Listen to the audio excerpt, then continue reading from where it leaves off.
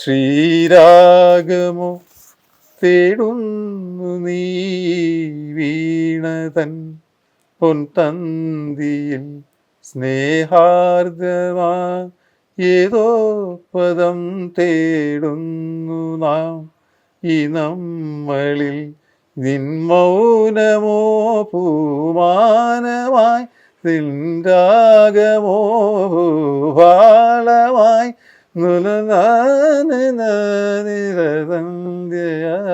ശ്രീരാഗമോ തേടുന്നു നീ വീണതൻ പൊൻതന്തിയിൽ.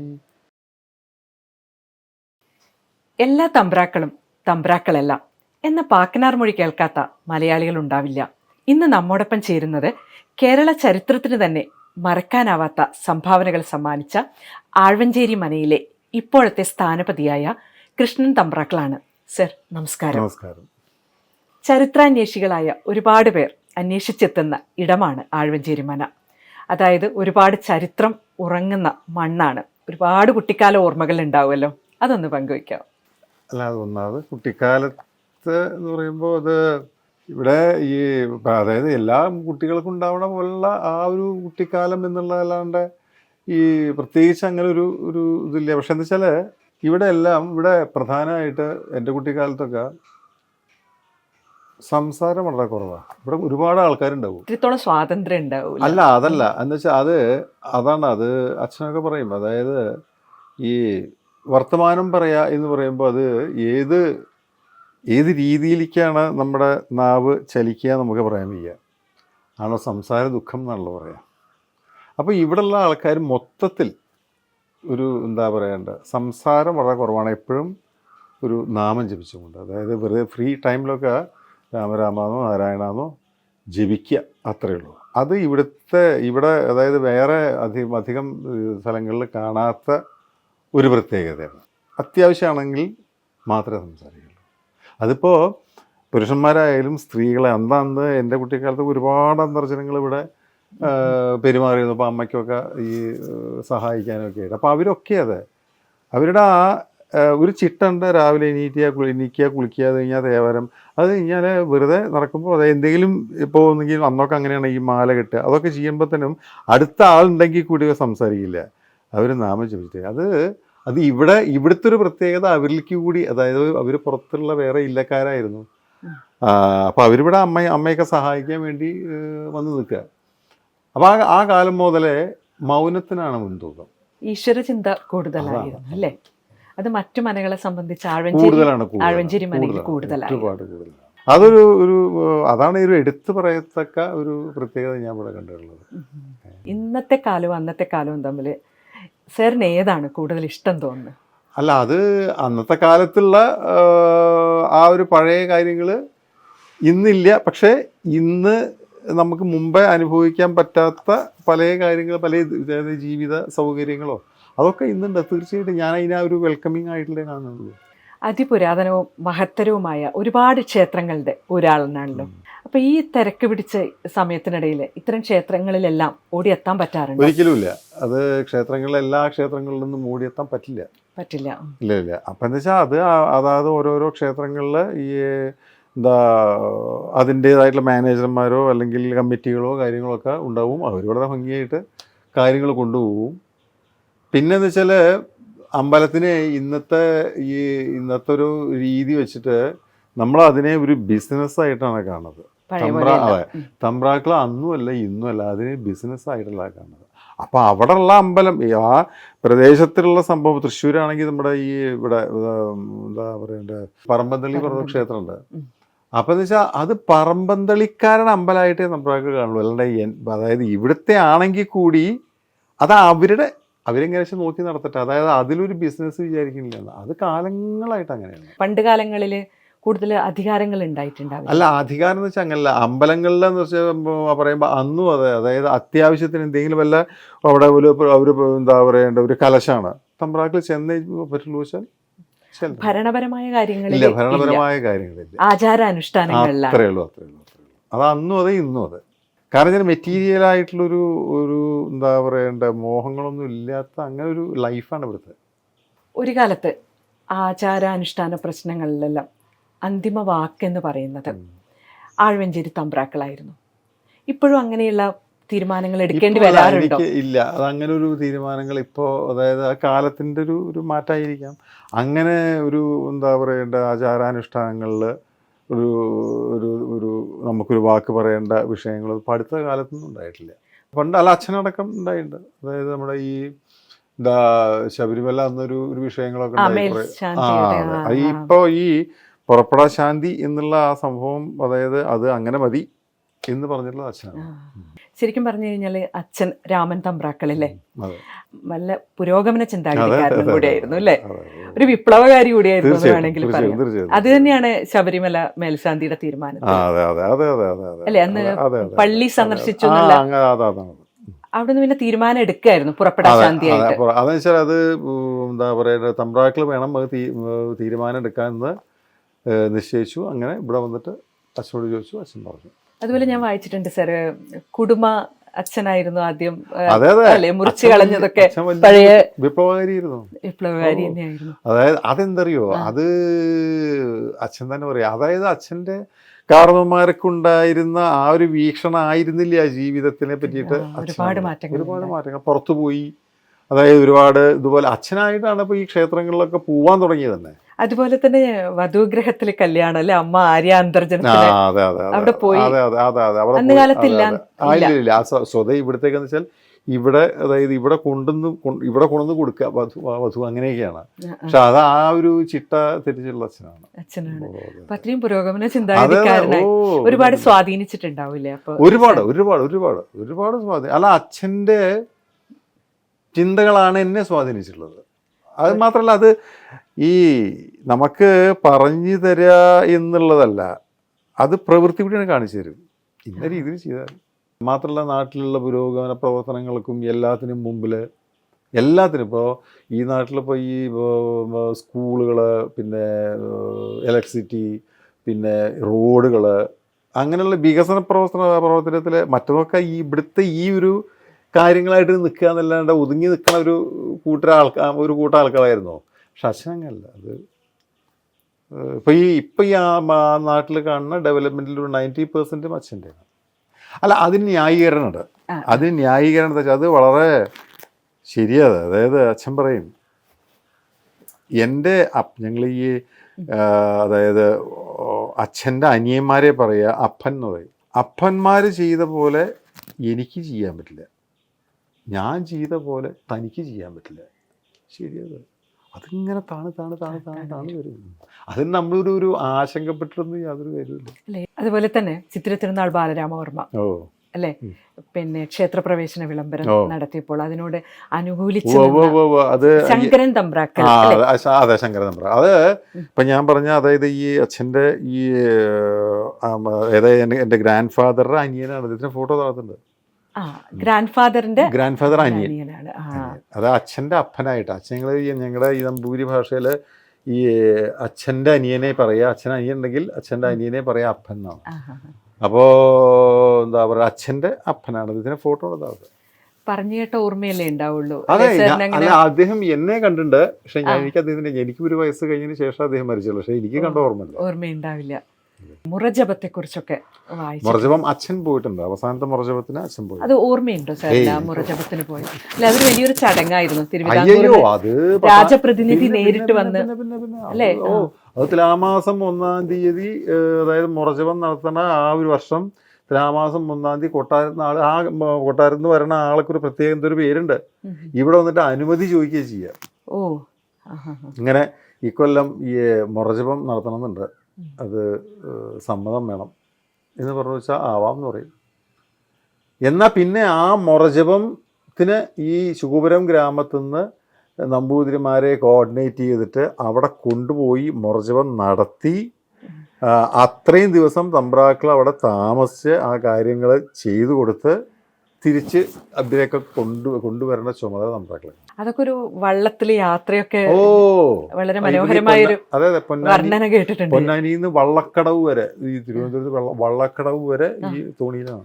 അതെല്ലേ, എത്ര ദിവസം എടുക്കും അപ്പോ? അത് കുറേ ദിവസം എടുക്കും. കുറെ ദിവസം എടുക്കും. അതെങ്ങനെയാ വെച്ചാൽ ഈ പോണ വഴിക്കൊക്കെ ഞങ്ങൾക്ക് ഈ ക്ഷേത്രങ്ങളുണ്ട്.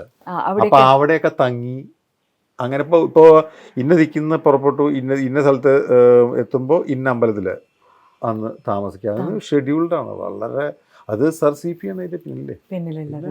ഇന്നങ്ങനെ മുറജപം അതിന്റെ ചടങ്ങുകൾ എന്തെങ്കിലും ഉണ്ടാവില്ലേ? ചടങ്ങുകൾ ഇതാ വേദം ജപിക്കുക എന്നുള്ളത്. അതിപ്പോൾ എന്തെങ്കിലും കുറച്ച് കാലം മുമ്പ് ഒരു മുറജപം കഴിഞ്ഞു. പക്ഷെ എന്ന് വെച്ചാൽ അതൊരു എന്താ പറയണ്ട, വേണ്ട രീതിയിലായിരുന്നില്ല. അത് ഇന്നത്തെ ഈ ഒരു വട്ടം പൊളിറ്റിക്സും.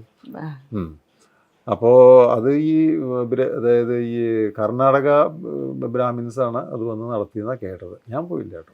അതുപോലെ തന്നെ ഞാൻ എൻ്റെ ഒരു വായിച്ചൊരു ഓർമ്മയാണ്, പണ്ട് കാലത്ത് സാധാരണ ബ്രാഹ്മണർ നടന്നു വരുമ്പോൾ ആട്ട് എന്നൊരു സമ്പ്രദായം ഉണ്ടായിരുന്നു. പക്ഷേ ആഴ്വഞ്ചേരി തമ്പ്രാക്കൾ നടന്നു വരുമ്പോൾ അത് ആട്ടിന്മേലാട്ടായിരുന്നു. അങ്ങനെ കേട്ടിട്ടുണ്ട്. പക്ഷെ എന്താ അത്രയ്ക്കൊന്നും ഒന്നും അറിയണ്ടാവില്ല അല്ലേ? പക്ഷെ എന്താ പറയുക, അത് ഈ കുറേയൊക്കെ ഈ എന്താ നമ്മൾ വായിക്കണതൊക്കെ എന്ന് വെച്ചാൽ അതൊക്കെ പിന്നീട് അതായത് ഉണ്ടാക്കി തീർക്കണത്. അങ്ങനെ ഇപ്പോൾ പഴയ കാലത്ത് പറയും ഈ തമ്പ്രാക്കൾ പുറത്ത് പോവാറില്ല എന്ന് പറയും. അത് അതിൻ്റെ പിന്നിലൊക്കെ എന്താ വെച്ചാൽ ഈ അമ്പലങ്ങളിലൊക്കെ പോകുമ്പോൾ അന്ന് തന്നെ ഈ ഒരു വട്ടം എന്താ ഈ കാര്യസ്ഥന്മാരവരുടെ അതെ, അപ്പൊ ആ ഒരു സോഷ്യൽ ബാരിയർ അന്ന് വെച്ചിരിക്കണേ. അതാ അച്ഛൻ കൂടുതലും ഇടപെടാതിരിക്കാനും കൂടിയായിരിക്കും. കാരണം ഇടപെട്ട് കഴിഞ്ഞാൽ പലതും അറിയേണ്ടി വരും. അറിഞ്ഞു കഴിഞ്ഞാൽ ബുദ്ധിമുട്ടാണ്. ശരിക്കും ആഴ്വഞ്ചേരി എന്ന് പറയുന്നത് മാറഞ്ചേരിയിൽ നിന്ന് വന്നതാണെന്ന് പറയുന്നുണ്ട്. അത് എങ്ങനെയാണ്? മാറഞ്ചേരി എന്ന് പറഞ്ഞാൽ വന്നുള്ളത് അതിന്റെ ശേഷിപ്പുകൾ ഇപ്പോഴും ഉണ്ട് അവിടെ. ആ ഇല്ലപ്പറമ്പൊക്കെ ഇപ്പോഴും ഉണ്ട്. പക്ഷെ അതൊക്കെ വേറെ ഇതായി പോയി. എന്താ പറയുക, വേറെ കൈവശമൊക്കെ ആയി പോയി. വേറെ ആൾക്കാരാണ്. എന്തായാലും അതിന് എന്താ പറയേണ്ടത് വ്യക്തമാണ്. അതായത് മാറഞ്ചേരി പണ്ട് ഈ കൊച്ചിയിലാണ്, പഴയ കൊച്ചിയിലാണ് ഇപ്പോഴത്തെ മാറഞ്ചേരി. അപ്പോൾ ഈ അതിങ്ങോട്ട് വരാൻ കാരണമുണ്ട്. എന്താണെന്ന് വെച്ചാൽ ഈ സാമൂരിപ്പാടിന് അരിയിട്ട് വായിച്ചിക്ക് തമ്പ്രാക്കൾ വേണം, അങ്ങനെയാണല്ലോ. അപ്പോൾ ഈ കൊച്ചി രാജാവും സാമൂരിപ്പാടും തമ്മിൽ ഏത് സമയത്തും ഈ യുദ്ധം. അപ്പോൾ തൻ്റെ ശത്രുരാജ്യത്ത് താമസിക്കുക തമ്പ്രാക്കളെന്ന് പറയുമ്പോൾ ഇദ്ദേഹത്തിന് കുറച്ചില്ല. അപ്പോൾ ഞാൻ എൻ്റെ നാട്ടിൽ തരാം, അവിടേക്ക് വരണം എന്ന് പറഞ്ഞു. അപ്പോൾ പറഞ്ഞു ഞങ്ങൾക്ക് അവിടെ സ്ഥലങ്ങളോ കാര്യങ്ങളോ ഒന്നുമില്ല. അപ്പോൾ പിന്നെ ഞങ്ങളെങ്ങനെയാണ് വരണത്, ഞങ്ങൾ പറ്റില്ല എന്ന് പറഞ്ഞു. അല്ല അത് അങ്ങനെ വളരെ വലിയൊരു ഏരിയ ഈ ടാക്സ് ഫ്രീ ആയിട്ട് കരം ഒഴിവായിട്ട് കൊടുത്തു എന്നാണ്. അങ്ങനെയാണ് സാമൂരിപ്പാടിൻ്റെ ആവശ്യം പ്രകാരമാണ് ഇങ്ങോട്ട് വന്നത്. പക്ഷെ ആഴ്വഞ്ചേരി സ്വരൂപം എന്ന് പറഞ്ഞ ഒരു പുസ്തകം ഉണ്ടല്ലോ, ആലങ്കോട് ലീലാകൃഷ്ണനൊക്കെ എഴുതിയിട്ടുണ്ട്. അതിൽ പക്ഷെ പുലിക്കല്ലൂരിൽ നിന്ന് വന്നതാണെന്നൊരു ഇതും പറയും. അല്ല അതെന്താ വെച്ചാൽ അതെ ഈ മാറഞ്ചേരി ഇപ്പോൾ ഞാനീ പറഞ്ഞത് മാറഞ്ചേരിയിൽ നിന്ന് ഇവിടെ വന്നത്. പക്ഷേ ഈ ചരിത്രകാരന്മാരുടെ ഒരു നിഗമനത്തിൽ ഇപ്പോൾ ഈ ഫാമിലി എന്ന് പറഞ്ഞു വെച്ചാൽ ബിഫോർ ക്രൈസ്റ്റാണ്. അപ്പം അതിന് മുമ്പേ ഉണ്ടായിരുന്നു. അത്രയും പഴക്കമുണ്ട്. അതെ 2024 ബിഫോർ ക്രൈസ്റ്റിൽ ഈ ഫാമിലി ഉണ്ടായിരുന്നു എന്നാണ്. അപ്പം എന്ന് വെച്ചാൽ എവിടുന്നോ മാറഞ്ചേരിക്ക് വന്നതാണ്. മാറഞ്ചേരി ഇങ്ങോട്ട് വന്നതാണ്. അങ്ങനെയാണ്. അപ്പോൾ ഈ കുലുക്കമില്ലാവൂർ എന്നുള്ള സ്ഥലത്തു നിന്നാണ് മാറഞ്ചേരിക്ക് എത്തിയെന്നുള്ള ഒരു നിഗമനം വളരെ വലിയൊരു മാത്രമല്ല അത് വലിയൊരു അതായത് നമുക്കൊരു ന്യായം തോന്നാവുന്ന പല കാരണങ്ങൾ അതിന് കാണാനുമുണ്ട്. അതെന്താണെന്ന് വെച്ചാൽ ഈ പണ്ട് ഈ കുലുക്കല്ലൂർ എന്ന് പറയുമ്പോൾ ഇവിടുന്ന് ഈ ചെറുപ്പളശ്ശേരിക്ക് പോകുന്ന വഴിക്ക് ഒരു സ്ഥലമാണ്. അവിടെയുള്ള ഒരു വളരെ വലിയൊരു നമ്പൂരി ഗ്രഹം, കുലുക്കല്ലൂർ നമ്പൂരി. അപ്പോൾ ആ ഇതിൽ അദ്ദേഹത്തിൻ്റെ അടുത്തുള്ള ഒരു നമ്പൂരി വയസ്സായിട്ടുള്ള ഒരാൾ കുറച്ച് ഈ എന്താ പറയുക അദ്ദേഹം കാശിക്ക് പോവുകയാണ്. അപ്പോൾ കാശിക്ക് പോകുമ്പോൾ അദ്ദേഹത്തിൻ്റെ സ്വരുക്കൂട്ടി വെച്ചിട്ടുള്ള കുറച്ച് പണമുണ്ട്. അതൊക്കെ കിഴിക്കെട്ടി ഇത് ഈ കുലുക്കല്ലൂർ അദ്ദേഹം നമ്പൂരിയുടെ അടുത്ത് കൊണ്ടുകൊടുത്തപ്പോൾ കാശിക്ക് പോയി വരാം. അപ്പോൾ അപ്പോൾ അന്ന് ബാങ്കൊന്നും ഇല്ലല്ലോ. അല്ല അന്ന് ഈ ബാങ്കോ ലോക്കറോ കാര്യങ്ങളോ ഒന്നുമില്ല. അപ്പോൾ നമ്പൂതിരിയുടെ സുഹൃത്തായ കൊടുത്തിട്ട് അങ്ങനെ ഇദ്ദേഹം കാശിക്ക് പോയി. അന്നൊക്കെ അങ്ങനെയല്ല, കുറേ കാലം കഴിയണല്ലോ. കുറച്ച് കാലമൊക്കെ കഴിഞ്ഞ് തിരിച്ചു വന്നപ്പോഴേക്കും എന്തായിരുന്നു വെച്ചാൽ ഈ ആരൊക്കെയാണോ അദ്ദേഹം ഈ ഇത് കൊടുത്തത് അദ്ദേഹം മരിച്ചു. അപ്പം അന്ന് ഇതൊന്നും ഇല്ല, ഇനി അതായത് റിട്ടേൺ ആയിട്ടുള്ള ഒന്നുമില്ല. അപ്പോൾ അദ്ദേഹം പരിഭ്രമമായി, എന്താണെന്ന് അറിയില്ല. അപ്പോൾ കയറി ചെന്നപ്പോൾ അപ്പോൾ ചോദിക്കണം എന്താണെന്നുള്ളത്. അപ്പോൾ അങ്ങോട്ട് ഈ കുലൂര് നമ്പൂതിരിയുടെ അദ്ദേഹത്തിൻ്റെ അവിടേക്ക് അങ്ങ് കയറി ചെല്ലുമ്പോൾ പടിക്കൽ ഈ 4 ബ്രദേഴ്സിന് 4-ആമൻ നിൽക്കുന്നുണ്ട്. അങ്ങനെ അച്ഛൻ്റെ അടുത്തൊരു ഇത് കൊടുത്തിരുന്നു, അത് കിട്ടാണ്. അപ്പോൾ ആ 4-ആമത്തെ ആൾ കുറച്ചൊരു ഇൻഡിഫറൻ്റ് ആയിട്ടാ, എനിക്കറിയില്ല എന്താണെന്ന് അറിയില്ല. അപ്പോൾ അദ്ദേഹത്തിന് ഒന്ന് പരിഭ്രമമായി, ഇനി അത് പോകുമെന്ന് അറിയില്ലല്ലോ. അപ്പോൾ അങ്ങനെ അത് കുറച്ചും കൂടി അങ്ങോട്ട് ചെന്നപ്പോൾ അവിടെ 3-ാമത്തെ ഒരാളെ കണ്ടു. അപ്പോൾ കുറച്ചൊരു പോസിറ്റീവായിട്ട് പറഞ്ഞു, ഞാനങ്ങനെ കേട്ടിട്ടുണ്ട്, അച്ഛൻ പറഞ്ഞൊരു ഇതുണ്ട് പറഞ്ഞു. അപ്പോൾ സമാധാനമായി. പിന്നെ 2-ാമത്തെ ആളെ കണ്ടപ്പോൾ പറഞ്ഞു, തന്നുണ്ട്, അത് ഈ പെല അവർ അന്നാ സമയത്ത് പെലയുടെ പെല കഴിഞ്ഞോട്ടെ തരാം എന്ന് പറഞ്ഞു. മൂത്ത ആളെ കണ്ടപ്പോൾ ഉടനെ എന്താ പറയേണ്ട, ഈ അദ്ദേഹം കൊടുത്തിട്ടുള്ളത് തിരിച്ചു കൊടുത്തു എന്നാണ്. അപ്പോൾ അത് സന്തോഷമായി മേടിച്ച് പോവുകയും ചെയ്തു. പിന്നെയാണ് ഈ മൂത്ത ആള് ഇങ്ങനെയുള്ള കാര്യങ്ങളൊക്കെ, അതായത് തൻ്റെ അനിയന്മാർ ഇങ്ങനെയൊക്കെ ചെയ്തു എന്ന് അറിയുന്നത്. അപ്പോൾ ആ 4-ാമത്തെയും 3-ാമത്തെയും ആൾക്കാരെ അവിടുന്ന് അങ്ങോട്ട് എന്താ പറയുക പുറത്താക്കി. അതെ, 2-ാമത്തെ വേണം. കാരണം അദ്ദേഹത്തിന് എന്താ വെച്ചാൽ ആരൊക്കെയാണോ നമ്മളെന്തെങ്കിലും കൊടുക്കാനുള്ളത് അത് ചോദിച്ചാൽ അപ്പോൾ അത് സമയവും കാലവും രാത്രിയാണോ എന്ന് ചോദിക്കാൻ എടുത്ത് കൊടുക്കണം. അതാണ് ധർമ്മം. ഈ 2-ാമത്തെ ആൾക്ക് എന്താ വെച്ചാൽ ഒരു പശ്ചാത്തലമായി. അപ്പോൾ അദ്ദേഹം അവിടുന്ന് പോകുന്ന ഇവിടെ ഈ എടപ്പാളത്ത് ശുകൂപുരം ക്ഷേത്രത്തിൽ വന്ന് ഒരു ഭജന ഇരുന്ന്. അപ്പോൾ അദ്ദേഹത്തിന് ആ ഭജിക്കുന്ന രീതിയും കാര്യങ്ങളൊക്കെ കണ്ടപ്പോൾ അതിൻ്റെ ചുറ്റുവട്ടത്തുള്ള നമ്പൂതിരിമാർ തീരുമാനിച്ചു എന്നാൽ അദ്ദേഹത്തിനെ ശുകൂപുരം ഗ്രാമത്തിലെ നമ്പറാക്കളാക്കി. ഈ 2-ാമത്തെ ആൾ. അങ്ങനെ അന്ന് കൊച്ചി രാജാവിനെ പോയി കണ്ടിട്ട് അങ്ങനെയാണ് മാറഞ്ചേരി കൊച്ചി രാജാവ് സ്ഥലം കൊടുക്കണമെന്ന്. അപ്പൊ പുലിക്കല്ലൂരിൽ നിന്ന് മാറഞ്ചേരിക്ക് വന്ന് മാറഞ്ചേരിയിൽ നിന്ന് ആദവനാടിലെത്തി. അതുപോലെ ആദവനാട് എന്ന് പറയുന്നതും ആഴവഞ്ചേരി തമ്പ്രാക്കളുടെ നാട് എന്നുള്ളതാണ്. അതായിരിക്കാം അല്ലേ യഥാർത്ഥ ചരിത്രം എന്ന് പറയുന്നത്. സാർ നല്ലൊരു സംഗീതജ്ഞനാണെന്ന് കേട്ടിട്ടുണ്ട്, ട്രൂപ്പുകളിലൊക്കെ പാടിയിരുന്നു. ഞങ്ങൾക്ക് വേണ്ടി ഏതെങ്കിലും ഇഷ്ടമുള്ള ഒരു പാട്ട്. അല്ല അങ്ങനല്ല, ഏത് പാട്ടാ വേണ്ടെന്ന് വെച്ചാൽ അത് പാടാത്തേ ഉള്ളൂ. ഏതെങ്കിലും സാറിന് ഇഷ്ടമുള്ള ഒരു പാട്ട്, കീർത്തനായാലും എന്തെങ്കിലും ഒരു 2 വരി. പിന്നീട് സ്ഥാനം ഏറ്റെടുക്കുമ്പോ സംഗീതത്തെ വിടേണ്ടി വന്നു. അല്ല അപ്പോഴാണ് അതിന്റെ പ്രസക്തി വരുന്നത്. കാരണം എന്താ വെച്ചാല് ഇതെന്താ അറിയോ, ഇവിടെ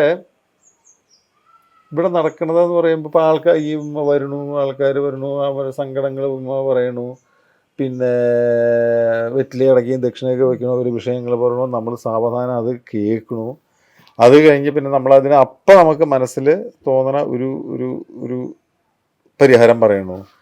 അത് എന്താ പറയേണ്ട, അത് ശരിയാവുന്നു. അത് ഇവിടുത്തെ ഈ കാരണവന്മാരുടെ അനുഗ്രഹം അല്ലെങ്കിൽ അങ്ങനെ പറയുന്നത്. ഇത് ചെയ്യുമ്പോൾ എന്താ വെച്ചാൽ ഈ വെറ്റിലെ കൂടിയായാലും അടക്കിയ കൂടിയായാലും പണത്തിൽ കൂടിയായാലും ഇപ്പം മാഡാണെങ്കിൽ മാഡത്തിനുള്ള ആ നെഗറ്റീവായിട്ടുള്ള സംഭവങ്ങൾ മുഴുവൻ അവിടെ വന്നിരിക്കുകയാണ്. തിരിച്ച് പോസിറ്റീവ് എനർജി ആക്കിയിട്ട് കൊടുക്കും. അപ്പൊ അത് ഈ മാഡത്തിന് ഇവിടുന്ന് പോകുമ്പോൾ ഒരു പോസിറ്റീവ് എനർജി കിട്ടണമെങ്കിൽ എന്നിലുള്ള പോസിറ്റീവ് എനർജി അങ്ങോട്ട് തരികയും ചെയ്യുന്നത്. അങ്ങനെയാണെങ്കിൽ ഞാൻ ചോദിക്കട്ടെ, ഈ നെഗറ്റീവ് എനർജി മുഴുവൻ എടുത്തിട്ട് പോസിറ്റീവ് എനർജി ആക്കുകയാണ്, എങ്ങനെയാണ് ഇത്രയും പോസിറ്റീവ് എനർജി? അതാണ് അവിടേക്കാണ് ഞാൻ പറഞ്ഞത്. അതായത് ഇപ്പോൾ ഈ കുറച്ചു കാലം പാട്ട് പഠിച്ചതിൻ്റെ എന്താ പറയണ്ടത്, അതിൻ്റെ ഒരു ഗുണം ഞാൻ അനുഭവിക്കുന്നത് ഇപ്പോഴാണ്. കാരണം എന്താണെന്ന് വെച്ചാൽ ഇവയൊക്കെ പോയി കഴിഞ്ഞു വെച്ചപ്പോൾ നമുക്ക് പിന്നെ ഈ പോസിറ്റീവ് എനർജി ആക്കാനുള്ള ഒരു വഴി നമ്മുടെ ചിന്തകൾ നന്നാവണം. ഒറ്റയ്ക്കിരിക്കുമ്പോൾ അതെ. അപ്പോൾ അതിന് നമ്മൾ മനസ്സ് ഏകാഗ്രമാവണം. മനസ്സ് ഏകാഗ്രമാവാനുള്ള ഏറ്റവും എളുപ്പമായിട്ടുള്ള, അതായത് പഠിച്ചിട്ടുള്ള ആൾക്കാർക്ക് എളുപ്പമായിട്ടുള്ള വഴിയാണ് മ്യൂസിക്. കാരണം അതിന് നമ്മൾ എന്ത് പറയുമ്പോഴും അതിൽ ബേസ് ചെയ്തിട്ടേ പറയുള്ളൂ. അപ്പോൾ ഒരു 2 വരി എന്തായാലും ഏതാ വേണ്ടത്? ശ്രീരാഗമോ തേടുന്നു നീ വീണതൻ പൊൻതന്തിയിൽ സ്നേഹാർദ്രമാ ഏതോ പദം തേടുന്നു നാം ഈ നമ്മളിൽ നിൻ മൗനമോ പൂമാനമായി രാഗമോ ഭാളമായി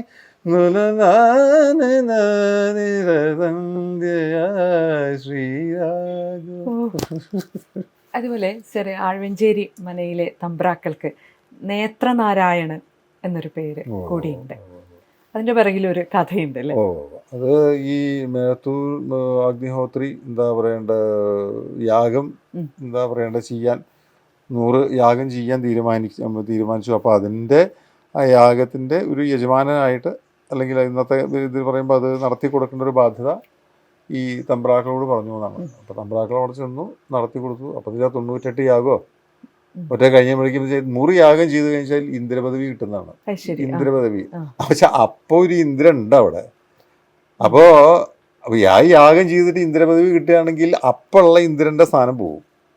അപ്പോൾ അവർ നേരെ മഹാവിഷ്ണുവിൻ്റെ അടുത്ത് പോയിട്ട് ഇങ്ങനെയൊക്കെ ഉണ്ട്, അതിനെന്തെങ്കിലും പരിഹാരം വേണമെന്നൊക്കെ പറഞ്ഞു. അങ്ങനെ മഹാവിഷ്ണു നേരിട്ട്, അതായത് തമ്പ്രാക്കളുടെ അടുത്ത് വന്ന് പറഞ്ഞു യാഗം നിർത്തണം, അതായത് ആ 100 യാഗം ചെയ്താൽ കിട്ടണ ഫലങ്ങളെല്ലാം തരാം ഈ ഇന്ദ്രപദവി ഒഴിച്ച്, അതുകൊണ്ട് യാഗം നിർത്തണം എന്ന് പറഞ്ഞു. അങ്ങനെ എന്താ പറയേണ്ടത് തമ്പ്രാക്കൾ പറഞ്ഞു. അങ്ങനെ അഗ്നിഹോത്രി യാഗം നിർത്തി.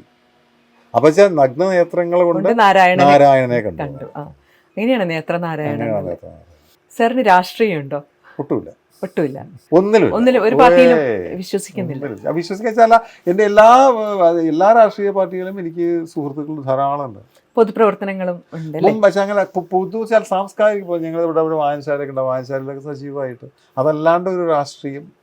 ആഴ്വഞ്ചേരി മനയിലെ പുരുഷ സന്താനത്തിനാണല്ലേ പിന്തുടർച്ച അവകാശം എന്ന് പറയുന്നത്. നമ്പൂരി സമുദായത്തിൽ മൊത്തത്തിൽ മൂത്ത മകന്റെ എല്ലാ തമ്പ്രാക്കളുടെ ഇടയിലും അങ്ങനെയാണ്. ഓ അല്ല, അത് ഞങ്ങൾ അതായത് ഈ എന്താ ഒരു മക്കത്തായം ഒരു പെട്രാർക്കൽ പറയുന്നുണ്ട്.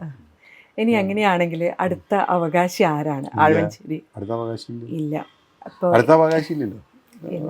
മകളാണല്ലേ? സാറിന്റെ മകളാണ്. അതെ.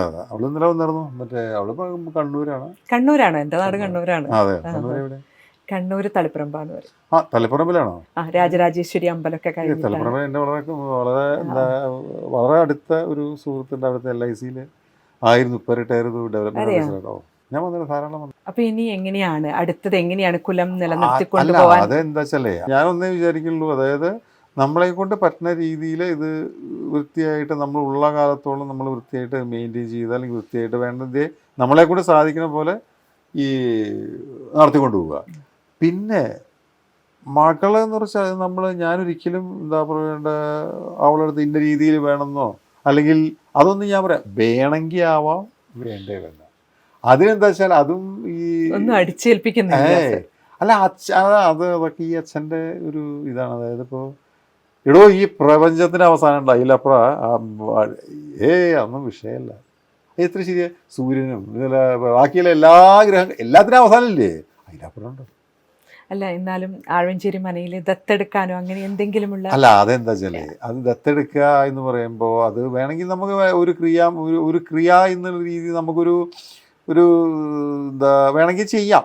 പക്ഷേ എന്താ വെച്ചാൽ അത് ശരിയാവില്ല എന്ന് പറയാൻ കാരണം, ഈ ഒന്നാമതിപ്പോൾ ഈ മെറ്റീരിയലായിട്ട്, അതായത് പണം എന്നുള്ള ഈ കാര്യത്തിനോട് ഒട്ടും മോഹമില്ലാണ്ട് അങ്ങനെ ഒരാളെ നമ്മളുണ്ടാവും. ഏതെങ്കിലും കുടുംബത്തിലുണ്ടാവും? ഇല്ലല്ലോ. അതാണ് അങ്ങനെ ഒരാളെ ഇവിടെ. അപ്പം എന്താ പോവും, ഇവിടെ ഈ ആൾക്കാർ വരണു, എന്താ പറയുക, പണമായിട്ടോ അല്ലെങ്കിൽ ബാക്കിയുള്ള എന്തെങ്കിലും ഇതൊക്കെ ആയിട്ട് മെറ്റീരിയലായിട്ട് സാധനം അവിടെ വെക്കുമ്പോൾ അതിന് മാത്രം ആർത്തിപ്പിച്ച് കഴിഞ്ഞു വെച്ചാൽ പിന്നെ അതിൻ്റെ ഈ തിക്തമായിട്ടുള്ള ഫലം അയാൾ തന്നെ അനുഭവിക്കണം. പക്ഷെ എന്താ പറയുക, അതിൽ അർത്ഥമില്ല. അത് എങ്ങനെ വന്നാലും അത് ഈ ഏച്ചു കൂട്ടിയ മോശം. അപ്പം എന്ന് വെച്ചാൽ അതൊരു എന്താ പറയണ്ട, അതൊരു വിധി. ഇനി എൻ്റെ ഒരു സംശയം ചോദിച്ചോട്ടെ, അങ്ങനെ ആരും ഇല്ലാതെ അങ്ങനെ അനാഥമായി പോവില്ലേ അങ്ങനെയാണെങ്കിൽ മന? അല്ല, അത് ഒരു പരിധി വരാൻ. ഇപ്പോൾ അവൾക്ക് വേണമെങ്കിൽ ഇതൊക്കെ ഈ ബിൽഡിങ്ങോ ഇതൊക്കെ വേണമെങ്കിൽ നിലനിർത്താം, അല്ലെങ്കിൽ അവളുടെ ഇഷ്ടം പോലെ ചെയ്യാം, മകളുടെ ഇഷ്ടം പോലെ ചെയ്യാം. ഇതിൽ പിന്നെ വേറെ ആർക്കും അവകാശമില്ല? ഇല്ല. എനിക്ക് 3 സിസ്റ്റേഴ്സാണ്. അവരൊക്കെ വിവാഹം കഴിഞ്ഞാൽ അതിൽ സെറ്റിൽഡാണ്. അപ്പോൾ അതെന്താ വെച്ചാൽ അത് വേണമെങ്കിൽ ആയിക്കോട്ടെ, വേണ്ട. അത് നമ്മളെ കൊണ്ട് പറ്റുന്നത് നമ്മൾ ചെയ്യുക.